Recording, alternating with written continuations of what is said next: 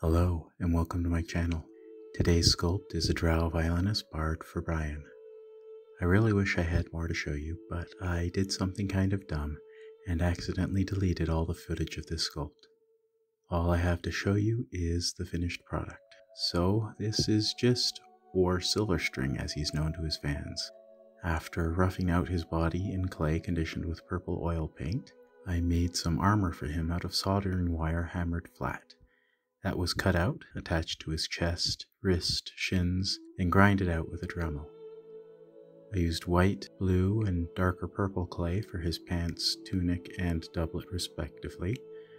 I worked in details on the clothing and used thinned out oil paint for a wash to bring out the shadows. I decided the doublet needed some more flair, so I used purple metallic paint to give it some sparkle, and some gold colored wire around the waist. I hope Brian likes how it turned out. It will be going out to him in the mail soon. And thank you for watching.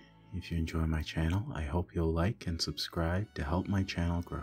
See you again soon.